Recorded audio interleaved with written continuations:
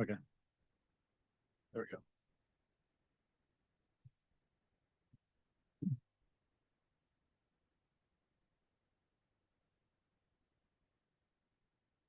Okay. Right. Well, good evening, everybody. Thanks for coming tonight to the Cultural and Tourism Promotion Advisory Board meeting for January 15th, 2026. The time is 6 o'clock. It's probably closer to 6:01, but we'll start at 6 o'clock. Thank you everyone for coming, and I think we'll go ahead and start with a roll call. So, Carly Wright, chair. Anton, I know, is absent. He's on the road. Roger Williams here. Aaron Zeiset. Here, sorry. Good. Betsy Vega. Here.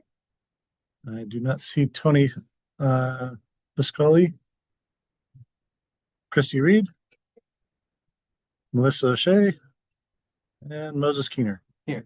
All right, we have 1, 2, 3, 6, 7 of 9. Great. With that, turn the time over to Carly Wright, our chair. You get the floor.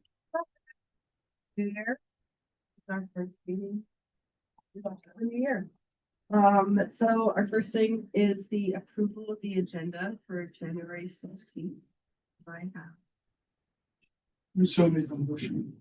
And second. Any discussion? All in favor? Aye.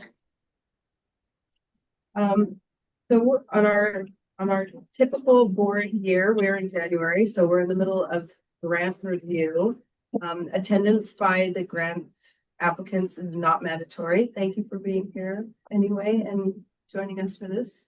We will continue grant review for February. March, we will get all of our scores in, and then it's up to the rest of the world. So then April, May, the city budget hearings. June, there will be the adoption of our recommendation. And then funds will be dispersed to our grantors, and then we get to start it all over again. So, do I have approval of the minutes from December 18th, 2025? I move that we approve the minutes for December 18th. Thank you. Any seconds? I'll second. Any discussion? All in favor? Aye. So we have a couple items requiring action tonight. The review of the CTPAB board requirements for city council. Everyone should have seen, well, the information on it. It's one more page. Let's see. So I can go ahead and cover that. I don't know what page it's on, but I can go ahead and share the screen and pull that up too. So if you may or may not be aware, City Council, a few meetings back in mid-December, I think it was, early December, had some board and commissions appointments that they made. And during that meeting and discussion about criteria and who could serve on what board and all kinds of stuff, council basically said they wanted to have city staff or the city attorney go back and review what the requirements are for all of the different boards and commissions. And with that, the idea and thought was they were wanting to provide wanted to ensure that there was no restrictions that was too restrictive. In other words, they were trying to find more flexibility, as these positions are all filled by volunteers, and wanting to ensure that those volunteers could serve on the various boards and commissions without any restrictions. And hopefully that then those boards and commissions would be representative of the makeup of the general population within the city, so that they would be more representative of our residents. And of course, we're totally reliant upon volunteers in these positions. So all that to say is you kind of get what we get, and that's totally dependent upon, people's willingness to be a volunteer, people's interest in serving on various boards, whatever they have a passion for or desire to know more about. So um, with that eye on it, this is what the Salem Revised Code for the Culture and Tourism Promotion Advisory Board says about the positions. So section 16.020 composition, the board shall consist of 9 appointed members and the city manager or the city manager's designate who shall be a non-voting member. That would be me, in case anyone wonders. The members shall be residents of or have their places of business in the city. 1 member shall be a representative of the for-profit tourism industry, and appointments shall be made by the council upon recommendation of the mayor. Subsequent members shall be recommended by the mayor after consultation with the board chair. So the only requirement on there is that we do have one of those positions out of the 9 is set aside specific for-profit tourism industry. Historically, all the time that I've served in here, there's been somebody from one of the hotels, whether it's executive director or something like that. Christy Reed provides that service for us now, currently in that position. And I think the benefit to that really is one, they're a little bit closer to what's happening in the tourism and the hoteliers and people coming and visiting. So I think there's value in that. But at the same time, for the rest of the members, my staff recommendation to the board is to make no change. I think that the board functions very well as it is, and adding, if we were to add more restrictions, it just makes it that much harder to fulfill some of those vacancies as they come through. And I think there is value in being able to have that greater flexibility of anybody who has a desire and interest in tourism and culture, in anything related to culture and tourism, sports, tourism, whatever the case may be, being able to have that flexibility that we don't have to set one piece aside, and if it's filled, then nobody else can fill it. So my opinion is that this provides the greatest flexibility that we have for this board, and we function pretty well. Any vacancies that we do have from turnover has more to do with the timing and the ability for receiving applications for people that are interested in serving on the board, and then 2, the timing of when the mayor and the appointment committee meet on an annual basis or quarterly basis, or however they have time available to them to be able to make that distinction on who can serve on the board.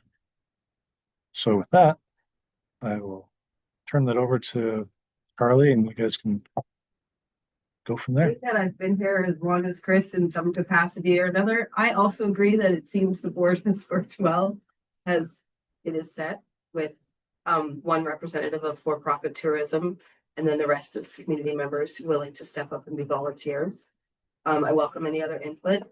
If anyone thinks something otherwise, or if we would like to have Chris make that recommendation for Provide that feedback back to the city attorney. Yeah. Just need a motion and a second and a vote. I was just gonna say, I agree. I think it should stay the It's same. nice because I feel like without that many restrictions, you can get like, I'm younger and I was trying to do something for say Salem and whatnot, and be like, oh, I can do this even though I don't have all these years of experience, but I can put my voice out there, and people my age are like, oh, I can be parts of boards. It's like, yeah, you can. So it's nice having not that many. Yeah. I think it's good. And we appreciate you volunteering and sharing that with others and getting them to volunteer too. So, Not many people know that like it's something they could do. I think they're like, oh, you need 30 years of experience to do that. So Were you the motion and is there a second? yeah, I guess I'm the motion. Okay. I think Thank you. Any further discussion? Yeah, all in favor? Aye. Aye. great. Public acknowledgement of potential conflicts of interest by board members. Do any of our board members have conflicts with these grants we are going to review tonight? So the list of grants that are on the agenda packet. B17 Alliance, Capital Pride, Casa de la Cultura Taiwanese, Inglewood Forest Festival, Family Building Blocks, Festival Corral, Oregon, Helping Hands Resources, Fuqua Association, Lord and Scriber Conservancy, the Salem Foundation for Make Music Day, and the Oregon State Capital Foundation are what are slated. If we get past all of those, then we could add one or two more. Yeah. To take the burden off of the month of February. But that's up to you guys. I have a, I was seeing here on the first one. I think it's the Oregon Symphony Association one. I believe. Oregon Symphony would be in the month of February. Uh, If you want to add it to the end of today's.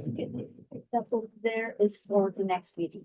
Oh, for the next. So if you look on page 3 of your agenda, it starts with Gilbert House through the Land Heritage. Okay, so you're looking at the packet of next meeting. Oh, okay. I was already. You're ahead of us. Where should you You're look? We're looking on the unnamed page 2. Let's start with B17 Yeah, Alliance. B17 Alliance Okay. through Oregon State Capital Foundation are the grants we're gonna talk about tonight. So we're just asking if there's any conflicts of Any- yeah, interest, any any conflicts of potential interest. conflict or actual conflict.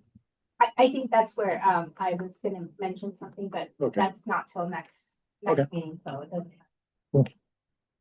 Anyone else? If not, then I can go ahead and jump into the slideshow. All right. So first up, go ahead and throw that out there for everybody online to be able to see, as well as people here in the room. So first application we're looking at is for the B17 Alliance Foundation. They submitted an application for an event called the Lacey Lady Birthday Party, and they're asking for $6,000. Chris, you're not sharing your screen. Not sharing my screen, you're not seeing it? No. Go ahead and see. You're right, I'm not. Let me do this.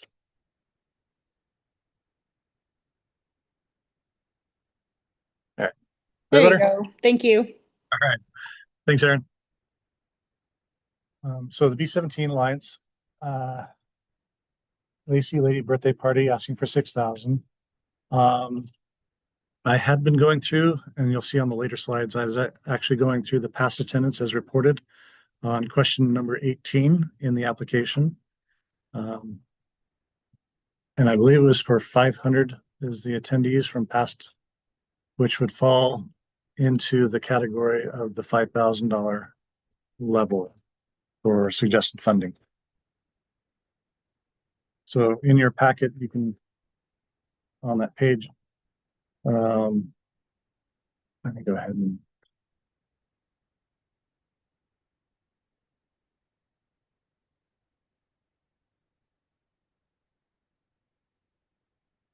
very next page here. There's the requirements for an event. And there's the new marketing piece for 25% of whatever the grant amount is. And then there's the recommended funding piece. And this was attached and put on each of the on the event application. So organizations saw what the recommendation is for that. So with that $500 attendance level, it comes at that $5,000 level for recommendation. So that's what we're talking about when we're talking about these past attendance for the events. So that's what we're referencing, just for your guys' consideration. Any questions about the B17 Alliance application? See, Nope, Harry's status here. you don't Yeah. ask questions of the attendees. Oh. Yep. You used to, Yep. yeah. Our grant application has changed in the way it is just the information that is submitted that is reviewed. Okay. But we do thank you for coming. Yes. All right. Seeing and hearing no other questions, I'll go ahead and move on to the next one. So here we have Capital Pride. They have submitted two event grants, one for Pride in the Park and the other one for Pride, the Pride Parade or Block Party. And they are asking for $10,000 each for a total of $20,000 between the two events. Past attendance on question number 18 for the Pride in the Park said that there was 2,000 attendees, which would add that to the $6,000 request level. On the block party reports, they reported 8,000 attendees on the block party. But the closeout reports that I received from 2025 says 4,500. So that would equal the $8,000 funding level. So just for your information, for discrepancy purposes, I did go back to the reports they've submitted in the past to take a look and see what those attendees levels were that they reported and compare that to what they're putting on their answers. So I think they may have missed up one of them, the block party being 8,000 versus the other one. I feel like those numbers, Kind of switched. because Pride in the Park has been happening a lot longer than the block party. And I know it does garner more attendance than the block party, but. Yeah, but I do feel like the numbers were lower than expectation previously. And as I was reading through the application and trying to match up the numbers, it did feel to me that, you know, the one report was reported like 6 months later than the event had taken place. So I feel like they may have Yeah, remembered which numbers they were Yeah. trying to report for. So I do see that as a potential issue there. There is no action that you have to take right now, but if you're looking at justification of the funding and scoring, that's something to be looked at. The next up, or were there any questions? Any other questions? No? All right, we'll move on. For the Casa de la Cultura Talinese, they requested, or they submitted two events.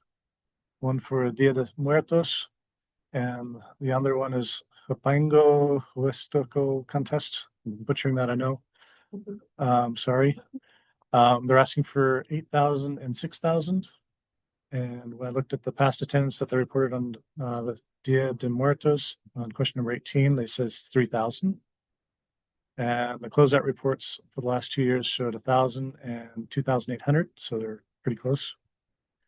And so that'd be the $6,000 level. And then for the Huestoco, past attendance says 200 and 500. And the closeout report shows 200 and 500 as well, which would put them at the 5,000 funding level. So there's a little bit of a discrepancy between what they're asking for. They're asking for a little bit more than what the 500 attendees level would recommend funding them at. Other than that, any questions?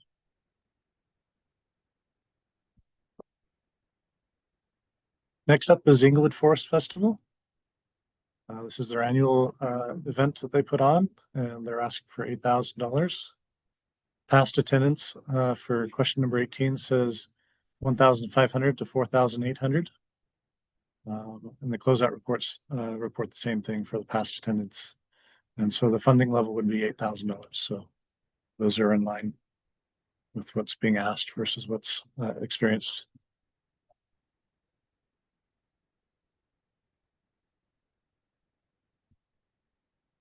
Next up is Family Building Blocks. They have their annual Riverfront Family Fest, asking for 8,000. Past attendance, question number 18 says 4,000 attendees.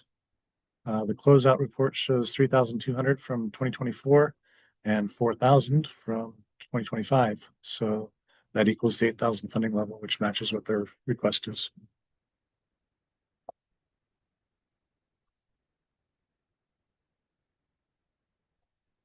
At any time, if you have questions about any of these applications, you want to pull them up and take a look deeper dive, discuss anything in particular, please jump in. Doing great, Chris. Thank you. In that case, I'll continue on. So the next one is Festival Chorale, Oregon. They have 2 events, grants that they submitted. One for creating community through song, and the other was Ein Deutsche Requiem, which is by Johannes Brahms, asking for $6,000 each for a total of $12,000. Past attendance, question number 18 on the creating community through song, gave 3 performances with a range of 268 to 371 actual attendance. Their closeout reports show an average attendance level of 372 across 6 different reports that they had submitted, which would suggest that their funding level would be about $5,000 for each one. So they're asking for a little bit more than what the recommendation level would be warranting at.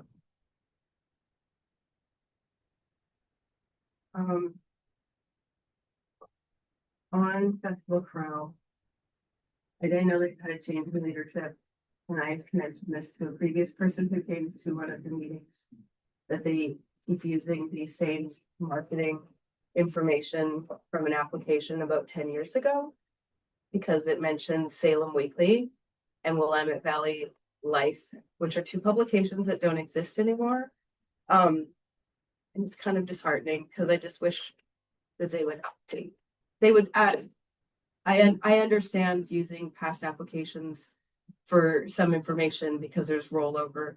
But in that, I have a hard time because it does make me wonder, What else? marketing wise, they aren't necessarily looking at it, and that, you know, I'm like, we're seeing that possibly because the numbers are saying it at the same average, not growing. So I don't know that they're what's happening. And I have seen some of their marketing stuff around, so I think it would behoove them to update it to what they currently do. Hopefully And they have a good website too. yes. They have good pictures on it. Yeah. Which is where I got these.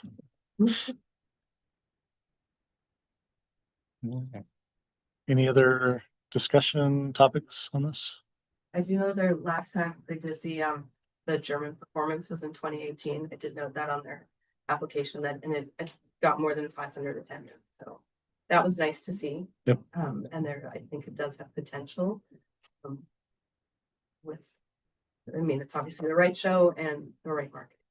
So we should read this out there. Emily. Sounds good. All right, on to the next one. Next up is Helping Hands Resources. They do Quiltopia, Oregon. They're asking for $6,000. Past attendance per question number 18 has a range from 298 to 548. And their closeout reports show a range of 330 to 560, with an average, when you do the average of that, it's 478 attendees, which would suggest a funding level equals $5,000 level. So it's slightly above what the recommended level would be.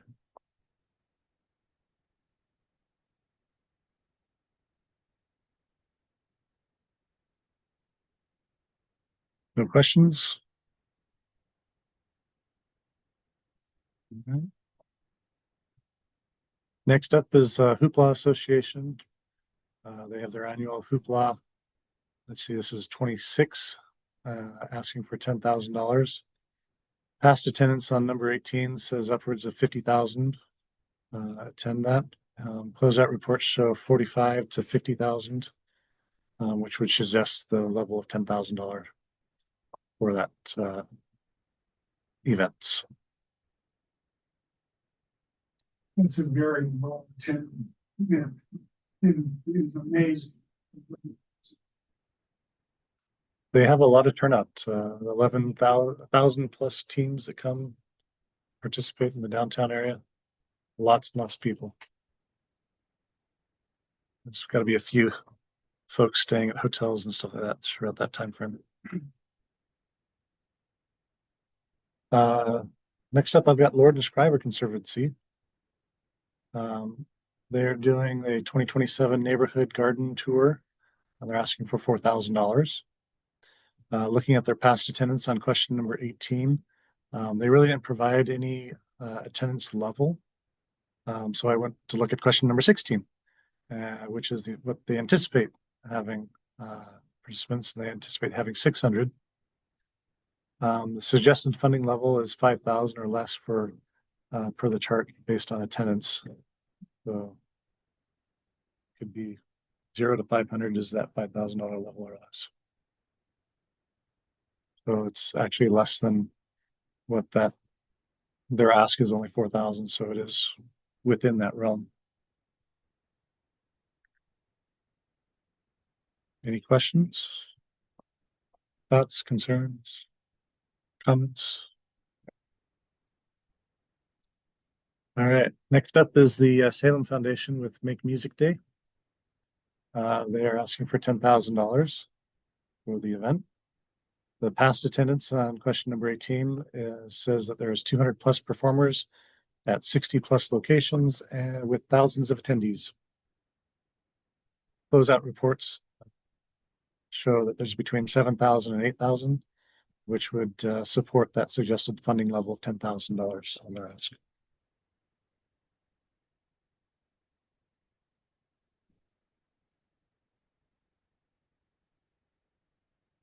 Any questions? I do have one question, but it kind of pertains to all of them, just on how, if you want me to wait till the end, I can. If it's going to pertain to all of them, then yeah, we'll go ahead and do one more, and I think we're just about there. The next one up is the Oregon State Capitol Foundation. They put on their annual cherry blossom and Yazakura, which is the candlelit floating night. Yes, nighttime revealing of cherry blossoms. Thank you. But it makes it so much prettier. Lovely. They light them up though. They do have the lanterns, the lit lanterns. Like, really, yeah, well, you see it there, yeah. So they're asking for $10,000. Their past attendance for question number 18 from 2017 to 2025 ranges from 1,200 to 17,000. And their closeout reports show 1,200 back in 2022, going up to 3,000 in 2024, and then 17,000 in 2025. That's a big jump. It is, and I can't say that I know exactly why that would be the case. I think The it's, timing of the blooming. yeah. And it's the fact that it's also using the whole park, so it's like the attendance of, at night, you don't necessarily know how many people are there, so they're going by like geo tagging attendance, I think numbers. of Estimates. And that, so, yeah, it's, and we previously had an application from another facility that oversees parks, and I was like, how come their attendance is so high? And it's because park hours are outside of business hours, and so there's a lot more attendance that we don't necessarily see right away. You know, still there in the evening, that outside of when someone's standing in the eclipse.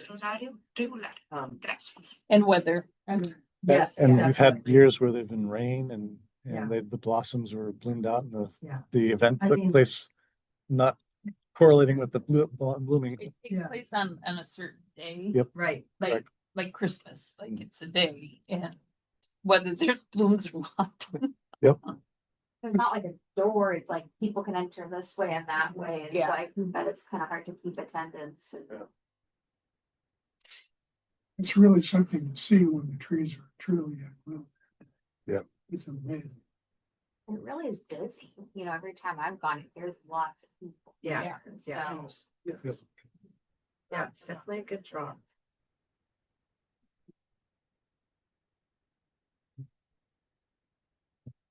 And that was the last one for this set, unless you want to see one or two more. Otherwise, I'll open the floor back up to I mean, I have not reviewed. reviewed all the others.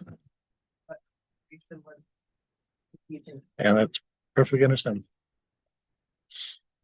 I'll go ahead and save the rest for February.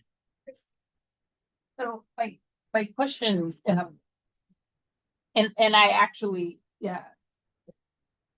read through as best I could. I mean, I really did. I took the time and went through, God bless the couple of weeks of Christmas, but, when an event, so, and also understand I'm hypersensitive towards how many out of towners, how many people this. So do we require each of these events to keep track of how do they know they get 479 overnight sleeping rooms? Because I know a couple hotels that didn't see any of that, and not that they need to stay at either of my two, but I find that odd, where, and again, excuse me, but just like this is TOT money. We've worked hard to get this money to come to this pot, right? So what kind of placeholder or accountability do we have for how they got that number? And I love all of these things. Like we support all, like there's no question there, but I find some of these numbers really elevated. Oh, Does that make you're looking for sense? staff or you want? I can. Trust, they give us a number and, I mean, they give us an estimate. And we're, A lot of these organizations rely on volunteers as well. And so a lot of this stuff, they don't have somebody that, can necessarily go around and count everybody and make sure, hey, where did you stay last night? That kind of stuff. So Right. we are dependent upon estimates. Correct. As far as, but yeah, if it doesn't pass the sniff test, then maybe we can go back and say, are you really sure about that number? It seems to be a little artificially high or whatever. and there are certain times, like obviously when something is either ticketed or has it, so you have to like register, you're able to get zip codes More and stuff accurate. like that. So at least we can have a better basis that they can be like, no, look, Right. here, I can, show this number. But yeah, when a lot of the events that are free or don't keep great records and Sure. or Okay. don't submit records on, like, submit something 6 months later where we're like, what was that? Like, yeah, but it is, we trust. Trust but verify as best we can. During our subcommittee, this was something that we did bring up in various different ideas on how they could do that, but I don't know if it was something that was conveyed out about, like, for example, 10% off at if they, have a night stay, or even at a restaurant, who are these restaurants participating for that event? But I think this goes out on a bigger scale, and I guess informing our restaurant business, informing our travel industry to say, hey, this event is coming, these are options. And I think maybe that we can do something like that. Well, this already went through, but I mean, Right. something we can do in the future. Right, and so I was going through, and just a quick observation, but we've been the host hotel for a couple of these, and the numbers are quite skewed, being the host hotel. So that's kind of where I was like, okay, wait a minute. So I did a little research on some, and no other hoteliers. So not that I took a deep dive on it, but even requiring them to ask a hotel to be their host hotel for their, within, again, doesn't have to be the Grand, doesn't have to be the hotel, it could be anybody. Just so that there's some accountability. It's not even that somebody standing there going, where'd you stay last night? What's your zip code? It's just, that they're actively promoting. I spend the night and attend our event. That. Well, and it is that. So I'm sorry, I've had my hand up for a little bit and I just wanted to weigh in on this. It may be worth it to have a conversation with some of our hotel partners about weather questions on surveys that they're already doing to survey their people who are staying with them, why you're coming and staying in Salem. And or have the front desk people ask the question, hey, why are you staying with us? Or are you planning on attending any events in Salem while you're staying here? And logging some of that information at point of sale. The hotels have a vested interest in making sure that the money that we are giving to events is actually coming back to them in some way too. So it may be worth it to have a conversation with them about how we can improve gathering data on that at their level. Because that might be the easiest way to do it. Does a survey like that, and we've yeah, had several filled out and turned several in. And not that I'm gonna say that my front desk is perfect at it, but one of the things that they're graded on, more or less, is that's one of the first things out of their mouth is, what are you doing here? Not in those words, but What are you doing here? But I think the disconnect is that we are not getting those numbers in connection with, like Travel Salem will provide a report annually and where we can see kind of how their marketing dollars are being spent and things. It may behoove us to see from the hotels in our community a report once a year that says, this is why most people said that they were coming to Salem. These are the events that they said that they were attending while they were here. These are the events that we recommended or gave passes out to at our front desk if it's a free event or something like that. on any given weekend, we have 10 different event rates that we offer. So that's one of, or any given day. So that we have negotiated rates with everybody. So that's why it's so important for our front desk to ask, what brings you to Salem? Like, let me connect you with a group. No, I totally agree with you. And I think that you're not alone in that as a hotel person.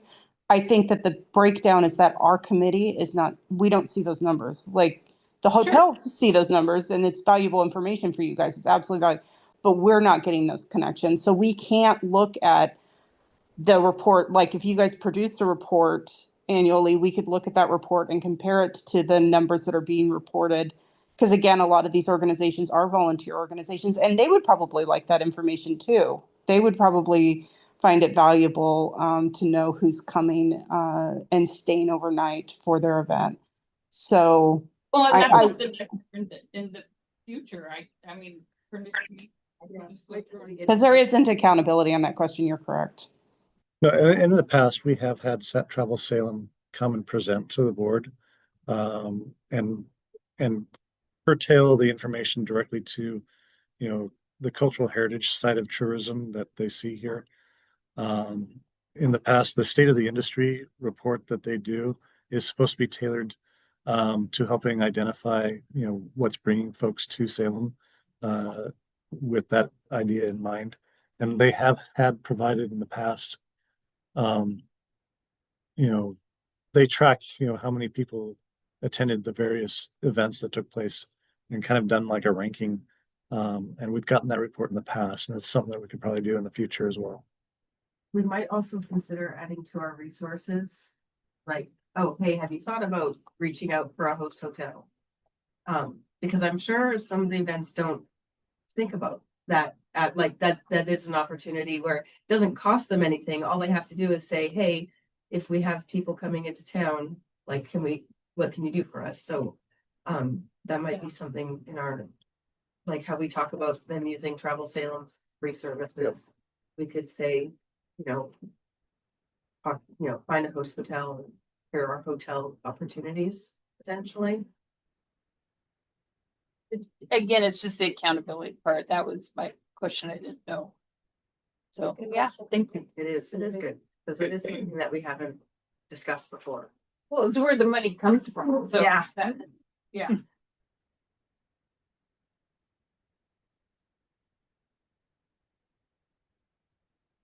think that rounds out our review of grant for this evening. So we get to talk about the cultural tourism fund report. You do? You do. Oh, I do. I mean, I can. It would be interesting. Let me go ahead and. Yeah.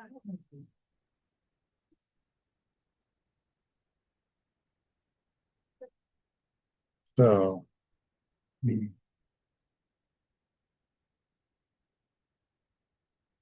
Find my cursor and move on over.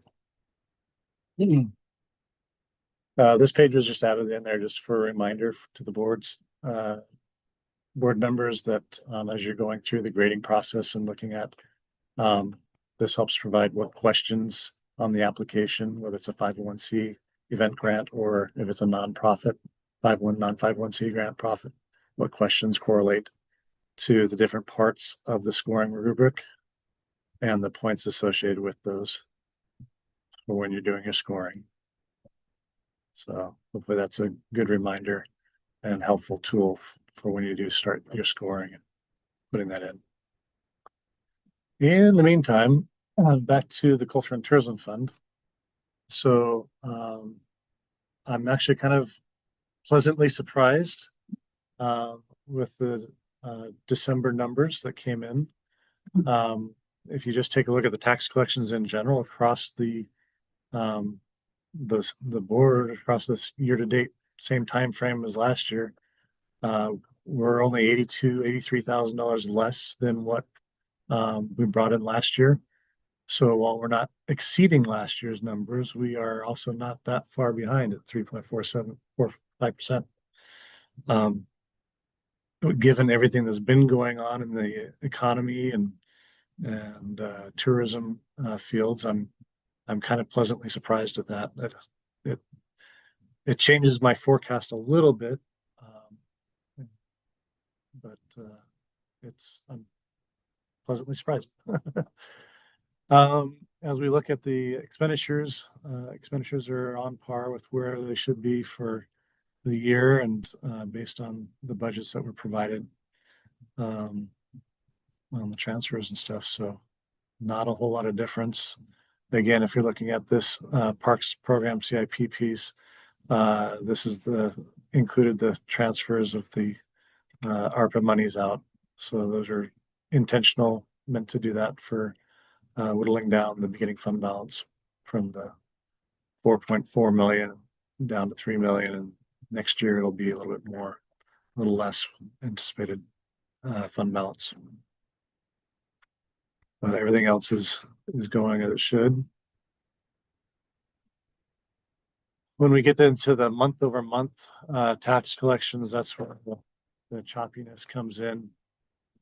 And that's why if you were only looking at the past 4 months data, negative 10%, 4.4% positive, down 11, down 27.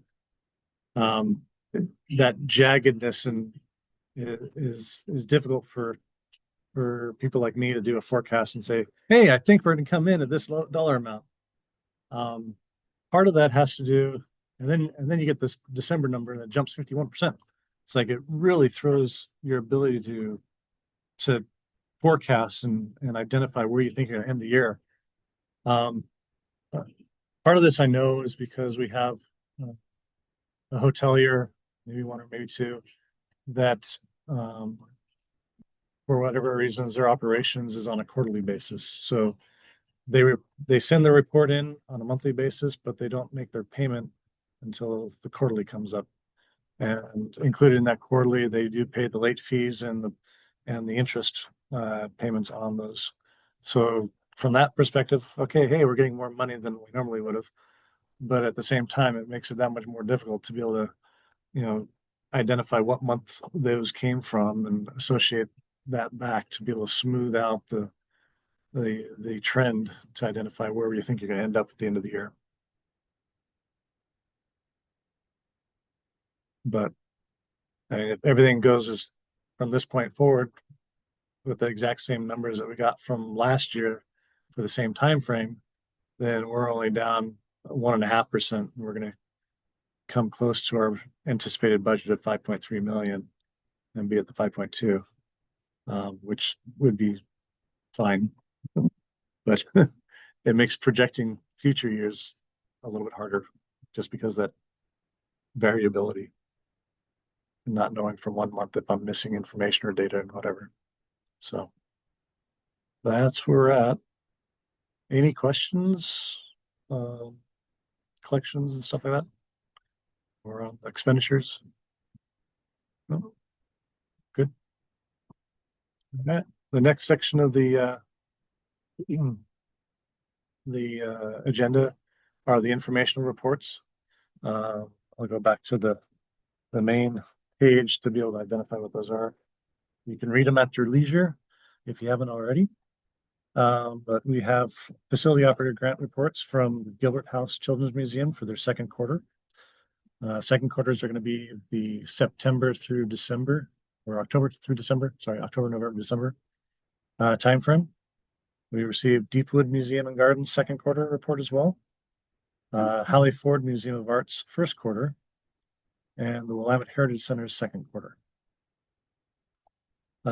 After that are the event grants reports. So we received the Gilbert House Children's Museum video production grant report. We received the Willamette Heritage Center's Magic at the Mill for 2025. So they got that in right afterwards. Things that seems like it was just a couple days ago.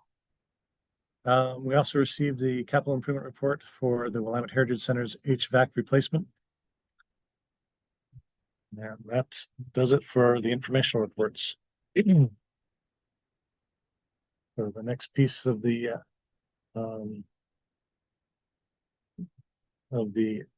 agenda is for roundtable discussion and appearance of interested citizens. So this is an opportunity for those attending to address the board and share any upcoming events they'd like to share. I guess we'll start with those in the room first. So we start with Lynn.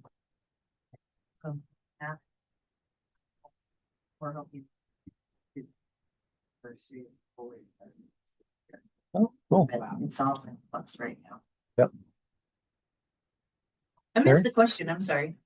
This is an opportunity for those in attendance to share any upcoming events or what's happening with your organization.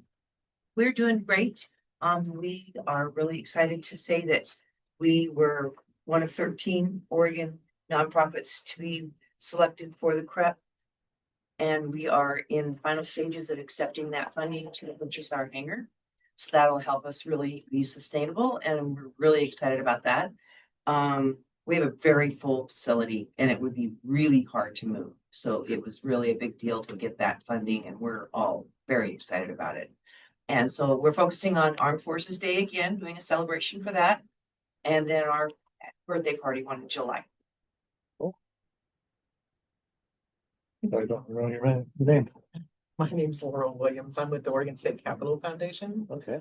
I'm happy to tell you that the Capitol is opening slowly. They still have a big punch list to get through, but that remodel is underway. We've been sponsoring some traveling exhibits coming into the Capitol building. The current one is from Nordic Northwest, and it's an exhibit related to the Swedish cabins here in Oregon that were designed. Of course, the session is starting up shortly, so there's a lot of activity over there as well. We're excited for this year's Cherry Blossom that you were kind enough to help us support. Again, the Yazakura with the lanterns up in the trees, a multi-week event, so that's part of that attendance issue as well. We're hoping for good weather and cherry blossoms blooming on time. So, yeah. Great. Stay. Hi, my name is Paola and I'm part with Casa de la Cultura Tlalnese. We are getting ready also to host our third annual Concurso Wapango, which is gonna be like our dance competition, which the topic about the hotels, it was perfect because we are actually bringing a lot of tourism from out of the state. So we need, discounts for hotels, or, like where to partner up. Because we have people that already confirmed that are traveling for North Carolina, Texas, California, and Washington. So then for us working with the hotels would be beneficial, and for this event as well. And then we're just also we just finished our Dia de Muertos, which was I think it was it was good that we have our event. Unfortunately, this year it was a bitter, sweet, and sad moment just because of everything that's happening out in the community with the Latino community. So a lot of our families were afraid to attend, and that it was a impactful for our community. So we're hoping, that we're continue. We were about to cancel the event because of everything that was happening. But we talked to our families and some of the families and the dancers that have been putting out a lot of months to practice for the event decided to move forward and, to continue and also show a way that, we're not doing nothing wrong in our community. We're promoting our culture. We're promoting our, dignity as well. So they wanted to continue with the event. So that's something I know our events are being impacted by all the political environment that it's happening right now. But we are sticking through and, being there. We'll keep it up. Great. Yes. Yeah. Joe? Yeah. Yes. Aside from the connection with the lodging, I would highly suggest to also connect with restaurants if you have members coming out of a state, and then that way they can try our food here. Yes. Good cuisine. Yes. Great. Let's see. So that's everybody in the room. I see Genoa online.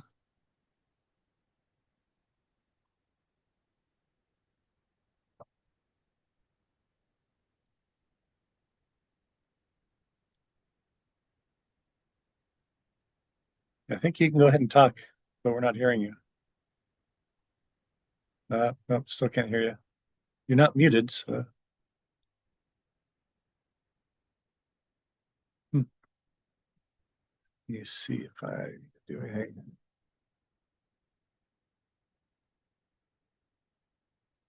Yvonne, are you able to? I'm here. Can you hear me okay? I can hear Yvonne, yes. All right. It's good to see everyone. I appreciate having the opportunity to join online. We're really excited about planning for the year ahead. We used part of our TOT grant for our open gardens last year, and we'll be continuing to use some of that funding for our April, May, and June open gardens at Gady Hollow, which is where the Lord and Scriber Conservancy is operated out of. Last year, we had our most successful garden season ever as far as the number of people that attended, and the marketing that we were able to do with some of the funding was very helpful. We also added last year open Wednesdays every Wednesday from mid-April through September, and that brought a lot of local people and out-of-town people because they were able to come in and visit us, whether they were already in Salem for something, or many told us they made a special trip just to come and see us, including some people who came from Tillamook and some from Coos Bay. So it was nice seeing people make a fairly long drive. And we are also working on, in addition to the Wednesdays, our special weekend and weeknight activities that will happen in the garden. And we have been focusing on making these free events to have them very accessible for everyone. And so having the grant funds helps us to make that possible. We are also bringing back this year, you heard the garden tour grant discussed earlier, but we're bringing back our garden tour for the first time in a few years. In 2026, it'll be the first Saturday in June. And we're planning on this one based on it being the first time back in a while. We're planning on this one being about 400 to 500 people. We're hearing a lot of enthusiasm for it. We're going to be in the Inglewood neighborhood, and that will be tying with the fact that Inglewood Park is celebrating the 100th anniversary and the oldest city park in Salem. And so we wanted to tie in with that, especially since Elizabeth Lord and Edith Scriber were instrumental in the landscape plans for that park. So lots coming up this spring and summer. We look forward to seeing many of you. And thanks for the time that the board puts into reviewing all of our grants. Thanks, Siobhan. All right, should we try one more, Genoa?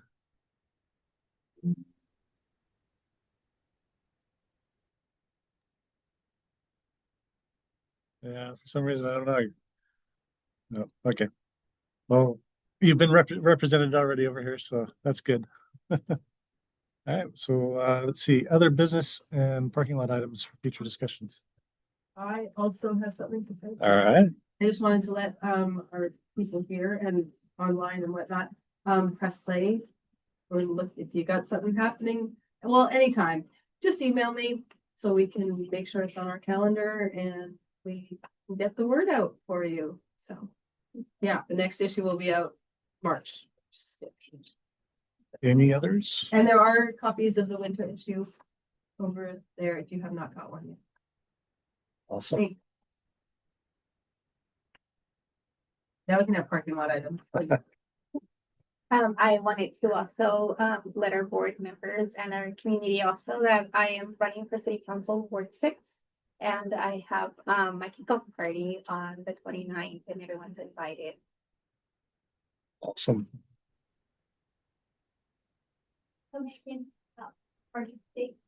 Oh, it's Thursday, January 29th from 5:30 to 7. And I can get you a flyer. You have them with you? I'm sorry? You have a flyer with you? Oh. Where's it at? It's gonna be at the Salem Tabernacle Fellowship Hall. It's 5010 Axe Way, northeast in Salem. It's the one right next to the fire station on Gordon Road. Cool. Other business and parking lot items. We have, what's in our parking lot? What is our parking lot? Been rolled over and repaved, I think. Does everyone know what that's for? That's for the things and future events to talk about, you know. So yeah, the parking lot items are the items that, so as we go through the application process and you're reviewing the questions and stuff, you're like, maybe we want to tweak that, or let's put it formulate a little sentence about what you're wanting to discuss. And we put it on the parking lot to bring back in, say, like the month of April or May, to discuss a little bit further, give more details on it, and have more of a robust discussion about the particular topic. Like And- the idea of hotel, making note of hotels for reference. Correct. Yep. The parking lot, that we'll remember It could- when we're making this. There could be a motion made to have, staff reach out to Travel Salem to get on an annual basis for their, some of their geographic attendance levels for different events that take place and corresponding report on that on an annual basis type thing. That could be, I'm not suggesting anything at all. No.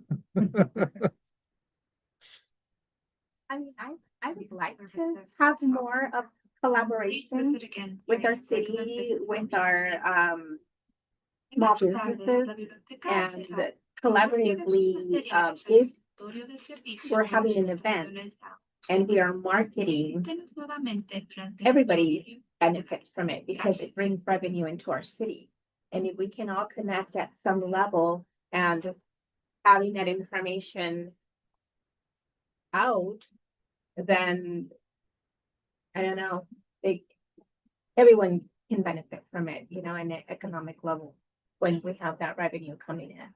So, but it would be nice to, I guess, have that bigger discussion on how, like the logistics and everything else, and how it can happen and how we can get that out, the word mostly out. Mhm. I think for discussion topics for how this board functions, I think one of the biggest steps that you guys made was in your recommendation for organizations to use 25% of their award amount for marketing and to report on that. I think that's going to provide a lot more enlightenment about how our organizations are doing their marketing. Mhm. I know that if you just walk downtown and you take a look, there's lots of flyers about events that are happening, and some of them are TOT sponsored events and some of them aren't. But I mean, just go down to like the bookstore, like they have them all over in the window or over by Venti's and the restaurants over there. So there's various ways that people are marketing and advertising, and we're seeing that downtown.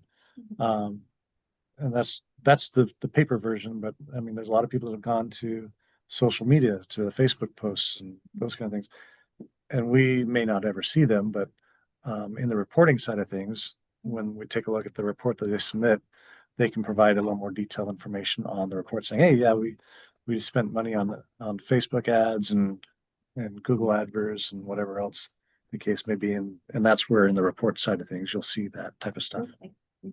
So Yeah, it'd almost be kind of nice, like, I don't know if I missed or something, like a question like saying, what other small businesses or local establishments are you working with? Like, even if it's just like, oh, we're just catering from this place, or we're advertising for this place, or, you know, we're hoteling with this, just to say like, oh yeah, this business is helping doing this. And I think it'd be nice to be like, that they're working with all these local businesses versus just not, but. Sure. Cause I feel like even like, cause I've worked in restaurants before, and even like places that like use our food or whatever, like. The people working there will talk to other people and say, oh yeah, we're doing food for this event, and like, so just the word of mouth of working with local businesses, I feel like it'll. Market so. So one of the questions on the event reporting form is, what was the most effective resource used for marketing and promotion? So, Community partners. yep, on the application too. But I think it's also one of those that sometimes when organizations are filling out, they're not necessarily thinking about, but they're like, oh yeah, we've used services from these things, but the impact of that word of mouth, because you know, someone who attends an event and enjoys it is gonna tell their friend. And like, that is one of the greatest forms of, you know, like, yeah. Yeah, exactly. Like when you have good food at a restaurant, hey, you gotta get used to it, you know? Yeah. I also want to throw out too, and for all four of you, as the grand downtown, I would promote, I promote everything. I've got, you know, Stacy sends me digital slides of your event posters, because we don't post them up in the windows. But I flash them all over our screens constantly, at the elevators and the lobby, and with social media them, and I put them on our website as well. So all of that is tagging in the back end of life, and the algorithms and the SEOs and all of the things that we pay Danielle to do, but I physically put that information everywhere, and that's complimentary. We don't charge for that. I mean, our goal is to get the people to, you know, it's Just the to come circle back. of life. Yes. Thank you for that. And to have that experience, I mean, that's part of the reason why, when Scott Snyder stepped down, he's like, Christy, you got to do this, you know. Yeah. My 32 years with the hotel, it's like, yes, like, let's continue to build what we have going. And that's why I asked the questions of the accountability on the other side, because I know how hard it is for the staff to track all that. So that's a good point. I'm going to have I'll have Scott ask questions in the next Salem Area Lodging Association meeting, and get Travel Salem's people a little more engaged on that side. And I'm the contract administrator with the city and Travel Salem. So I can reach out to Angie and say, hey, remember this report that you gave us? Can we get an updated version of that provides a little more detail on how many attendees there are that have been to this event or that event? And if they're not coming in from out of town, then I think it's a deeper look for the organization, and, you know, like, why, like, what can we do differently to attract people to come in for that? I mean, amazing events, and the 17,000, that's a huge amount, you know, and for you both too. Yeah. I mean, yeah, we support all of that. So Appreciate it. yeah, it's just, you know, how do we track it? How do we get more? Oh, that's my job.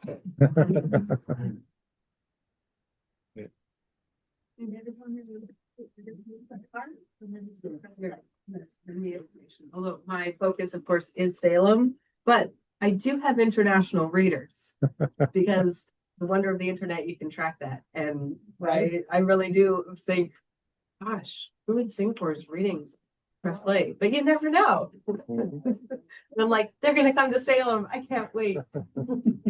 When we had more of our 9 facility operators here a little more often, they would collaborate Yep. and network amongst each other and say, hey, Santa, the carousels this day, and then you should go on over to Gilbert House afterwards, or you should go on to, they would promote each other and try to get visitor to go from one event to the next. It's still that. Yeah, they still are. Still there is that. And I think that is one of the things that there's a collaborative nature, because it's like that rising tide lifts all boats. So it's like we can all do well in this. It's promoting each other's activities and that. So that's a good way. I think that's a good note to adjourn on. If we don't have anything else. And I'm looking at Chris. I did send you the digital flyers. Okay.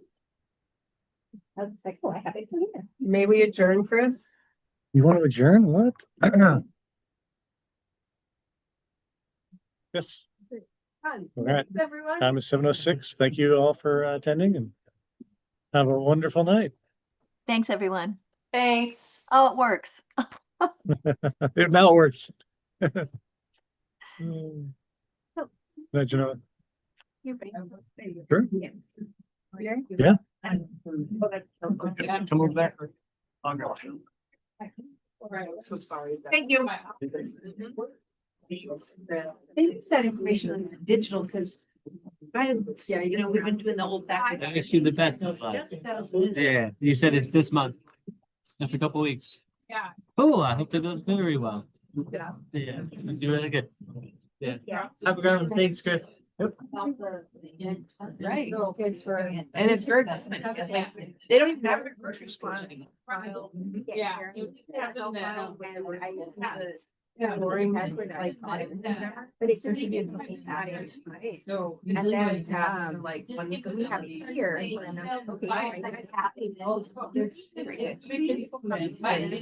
Like I was like, looking to my. So I was in the restaurant. And